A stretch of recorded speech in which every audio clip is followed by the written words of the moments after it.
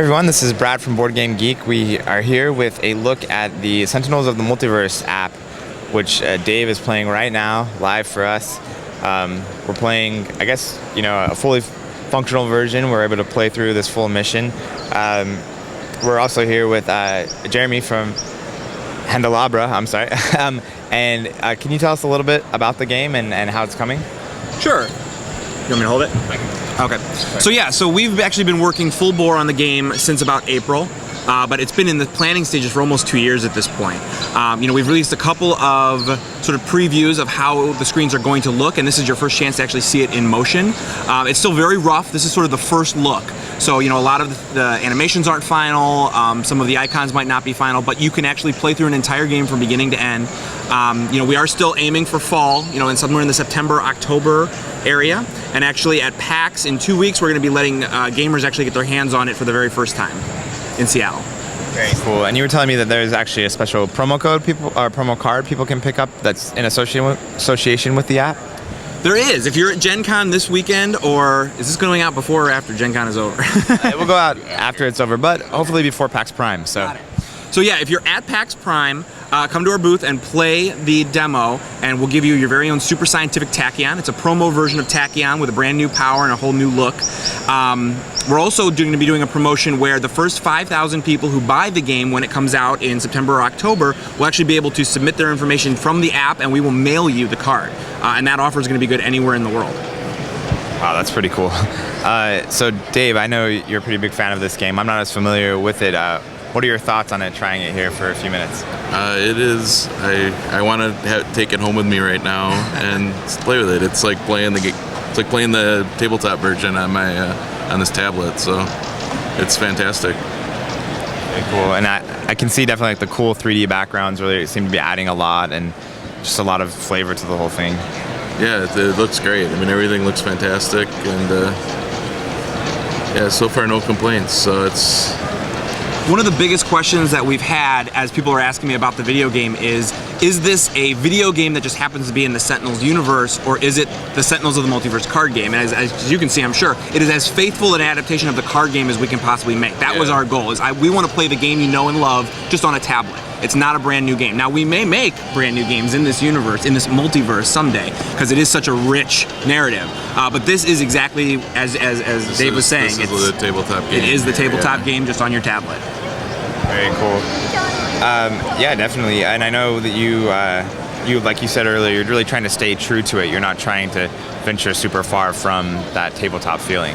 Exactly. There's a reason why this game is successful, and you don't mess with success. One of the reasons why I've always wanted to make this game is because with 3 kids under 8 and, running a company, I very rarely get a chance to actually sit down and play this game.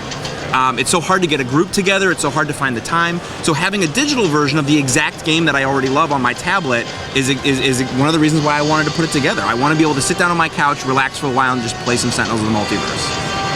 Definitely. And I think, even though you are staying true to the board game, you've definitely taken the time, I think, to make, a lot of features that work well on digital devices. Like, we're seeing some iconography on the cards that isn't necessarily present in the board game because it's not necessary, but here, because you can kind of shrink the cards down, you can quickly remember what that card does without having necessarily to blow it up once you become familiar with it. One of the things that I feel like makes Sentinels so much fun to replay is that there's so much strategy to uncover. And what that means is once you've played this game a few times, you start to know your favorite deck, you start to know the characters, you start to know what they are, which means you don't necessarily need to read the whole card every time. And that's where that iconography comes in. If you know what Synaptic Interruption does, if you know what Nimble Strike does, if you know what Razor Ordnance does, you don't need to double tap it, bring up the full card and read it. You can see, oh right, it's gonna boost this, it's gonna redirect that, and then I just get that into play and I can move on.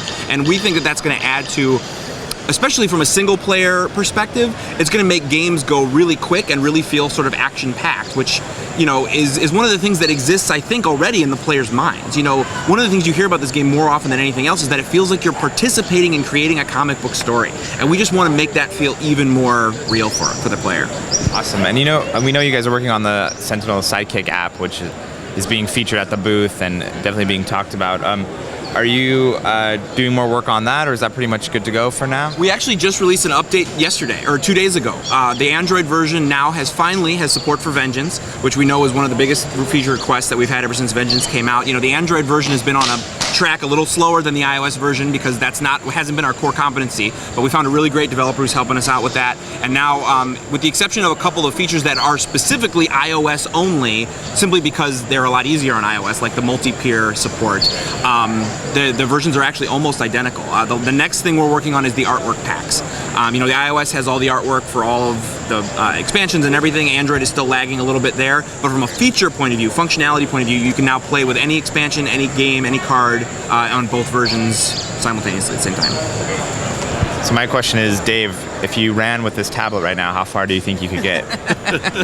I think you'd catch me, but there's a lot of people here, though. You might get lost. That's true. I might be able to get away. Crowd. Here's the don't care button just popped up. So okay, I see. That's cool. Oh yeah, and you were telling us, that's a cool feature probably to highlight. You were telling us that in the game, there's a lot of chain decisions, like you have to decide where this damage goes and this damage goes, but you've added, often in the game you just don't care what happens, and so in this digital version you added a don't care button, right, that you can kind of just skip through those? Yeah, there's very few situations, but where they exist, they're important. Like a good example is, since Baron Blade is immune to damage until his mobile defense platforms are gone, there might be a situation where the mobile defense platform has 1 hit point left, and you play a card that can deal 1 damage to everything. The order you want that to happen is really important. You want to hit that mobile defense platform first, get it out of the way, because then you can start attacking Baron Blade. If you just hit the don't care button, the game will pick that for you. So, in certain situations you might not care because you think to yourself, oh, whatever, everyone's going to take the damage, just do it. But if you actually want to make sure that you are in control, we give you that option. There's so much to do in terms of, like we were talking about, strategy, knowing who's going to take damage from where, at what time. We wanted the player to have the control to do that, but if you don't want to have the control, to sort of skip through the accounting if possible. There are situations where it's not possible. You have to make every choice. But in situations where you don't need to, you just hit that don't care button and the game will handle it all for you. So is that the AI making a decision based on probably the best practice, or is it just kind of randomly assigning that when you hit don't care? It depends on the situation. There is going to be some logic in there. So, like, for instance, you can actually attack every target in the game from any other target in the game. So like heroes can attack other heroes, and there are situations where you absolutely want to do that. Absolute Zero has cards that say when he takes a certain kind of damage, he then redirects that damage. And so, you have the option to hit any target in the game. We're going to have logic in there that's going to present probably your most likely targets at the front of the list, but you'll always be able to scroll through and pick other targets as well. So, like most often you're going to want to hit the villain. But in the case of the Dreamer, for instance, who's an expansion pack, and it won't be in there initially, but we are going to get her in eventually, you don't want to hit the Dreamer. If you kill the Dreamer, you lose. And so, it's going to be really important to know which of those are probably the most likely targets, and then sort of slide those up to the front so people know what they're going to be hitting. Cool. This is cool, too. You notice that Baron Blade just flipped and all of his artwork and stuff changed in the game, which is pretty cool.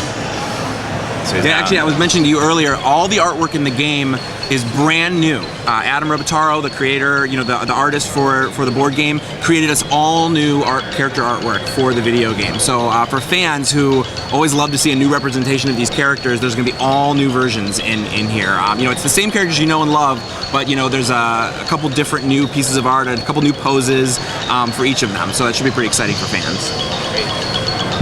So, any details you can give us on a timeline on the game? Right now, we are still shooting for fall, probably somewhere in the September-October area. As I said, we are showing it off at PAX Prime in Seattle. So if you are at PAX Prime, come by. You'll get your first chance to actually sit down and play the game. After that, like I said, we are aiming to get it out by the end of September, somewhere September, October. That's our goal. No discussion of pricing just yet, but it will probably be in a pretty typical digital board game area, somewhere in the $5 to $10 range. Possibly $6.99, possibly $7.99. It really all depends on a little bit more research that I need to do, and some talk that we have with some people at PAX about what they think of it in comparison to some other board games in terms of features and stuff like that. So. And do you know what will be, maybe you were saying this while I was playing, but what exactly will be in the first? Will it be the base, just the base? It's going to be the enhanced edition. Okay. Yeah, so 10 heroes, 4 environments, and 4 villains. Okay. And yes, we will be working on, as I was mentioning to you, the first version is only single player or local multiplayer. So you can pass and play, or you can play through all the heroes yourself. As soon as we release that first version, we will be moving into working on both network multiplayer as well as expansion packs. And we're probably going to release them in the same timeline as the way Greater Than Games released them. So Rook City first, then Infernal Relics, then Shattered Timelines, then Vengeance, and then Wrath of the Cosmos. And we expect those will actually probably work pretty quick, maybe like once every couple of months, a new expansion pack should be ready. Well, I think that's all the questions we have. Thank you so much. It sounds really great, and hopefully we'll have some more time to keep playing this. Oh, yeah. And, well, we can finish it after, but no, thank you so much. My pleasure. Thanks for talking to me, guys.